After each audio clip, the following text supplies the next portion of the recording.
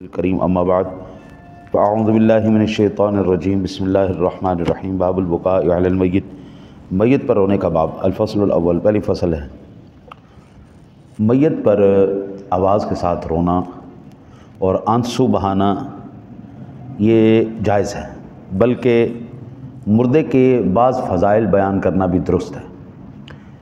ہمیں اس کی دلیل کہاں سے ملتی ہے؟ سب سے پہلے ہم دور صحابہ کو دیکھیں گے۔ خاتون جنت بھی فاطمہ الزہرا رضی اللہ تعالی عنہا، جب حضور نبی اکرم صلی اللہ علیہ وسلم کا وصال با کمال ہوا تو آپ روتے ہوئے آپ نے فرمایا ابا جان آپ جنت میں چلے گئے، اب وہی آنا بند ہو گئی۔ یہ اس طرح کے الفاظ آپ سرکار دو عالم صلی اللہ علیہ وسلم کے وصال با کمال پر ارشاد فرمائے۔ محدثین کہتے ہیں کہ اگر میت پر رویا جائے، اس کے فضائل بیان کیے جائیں تو اس میں کوئی حرج والی بات نہیں ہے، درست ہے۔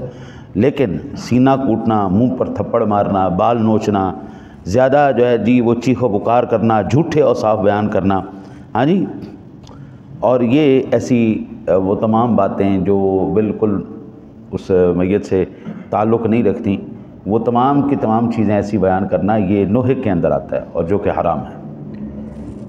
عن انس قال دخلنا مع رسول الله صلى الله عليه وسلم على ابي سيف القيني وكان ذئرا لابراهيم فاخذ رسول الله صلى الله عليه وسلم ابراهيم فقبله وشمه ثم دخلنا عليه بعد ذلك وابراهيم يجود بنفسه فجعلت عين رسول الله صلى الله عليه وسلم تذرفان فقال له عبد الرحمن ابن عوف وانت يا رسول الله صلى الله عليه وسلم فقال يا ابن عوف انها رحمه ثم اتبعها باخرى فقال ان العين تدمع والقلب يحزن ولا نقول الا ما يرضى ربنا وانا بفراقك يا ابراهيم لمحزونون، متفق علیہ۔ حضرت انس رضی اللہ تعالیٰ عنہ سے روایت ہے، وہ فرماتے ہیں کہ رسول اللہ صلی اللہ علیہ وسلم کے ساتھ ہم ابو سیف لوہار کے ہاں گئے جو ابراہیم کے رضائی والد تھے۔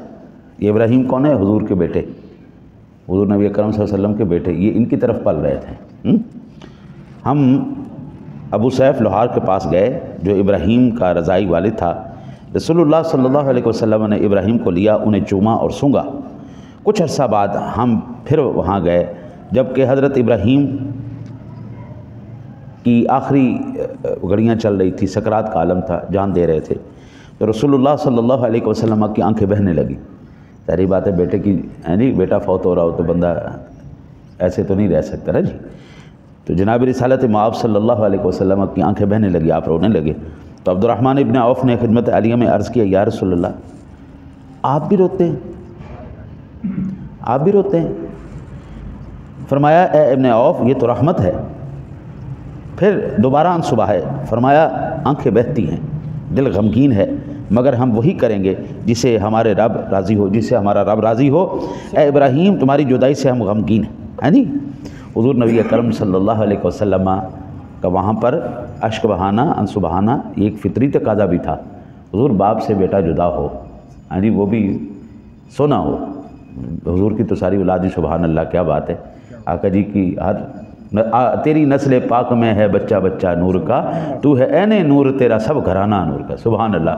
حضور کے نہ عبداللہ کی کوئی مثال ہے جی، نہ قاسم کی کوئی مثال ہے، نہ ابراہیم کی کوئی مثال ہے، ہاں جی، نہ میرے آقا کی رقیہ کی کوئی مثال ہے، نہ ام کلثوم کی کوئی مثال ہے، نہ زینب کی مثال ہے، نہ فاطمہ کی کوئی مثال ہے۔ حضور کی ساری اولاد با کمال ہے، سبحان اللہ سبحان اللہ، شان ہی شان، عظمتیں ہی عظمتیں۔ نسبت کس کے ساتھ ہے دیکھیں، ہیں جی، حضور کے ساتھ نسبت۔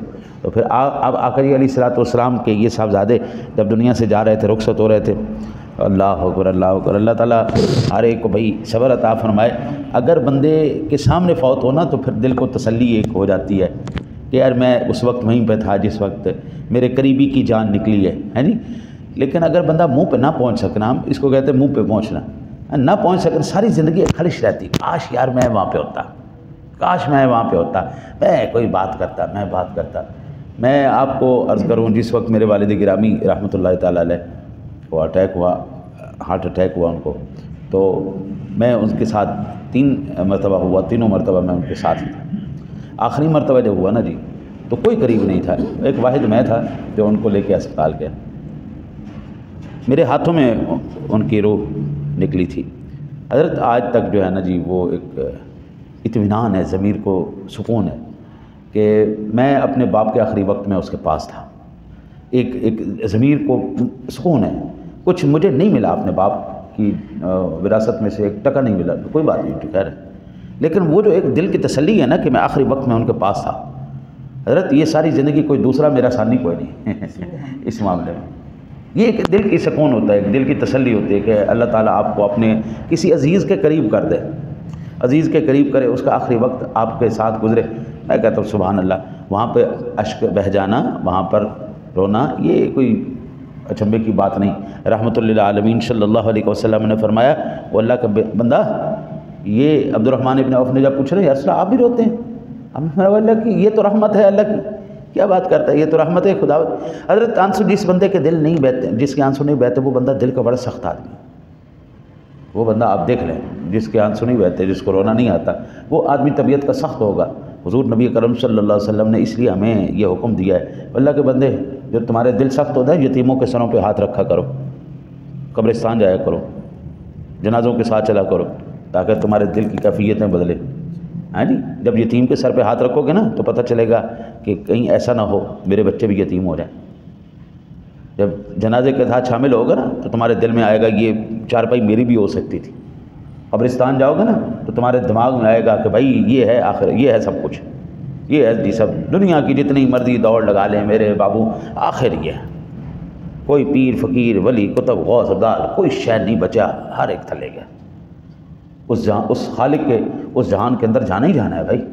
تو پھر بابو جب آخری چیز یہ ہے تو فرار کس چیز کی ہے، آکڑ کس چیز دی؟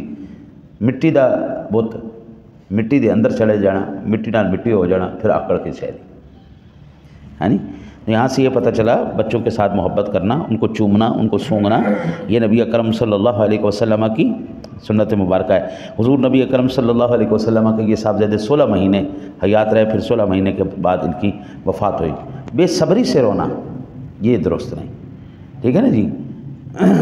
جو بے صبری کا رونا ہے، جو آہ و بکا کرنا ہے، منہ پیٹنا، سر پیٹنا، یہ والی جائز نہیں۔ باقی اللہ تعالیٰ سے دعا ہے اللہ تعالیٰ اپنے حبیب کا صدقہ ہم سب کو خاتمہ بالایمان نصیب فرمائے، اور ہمارے جو فوت شدگان ہیں اللہ تعالیٰ ان کی کامل مغفرت فرمائے۔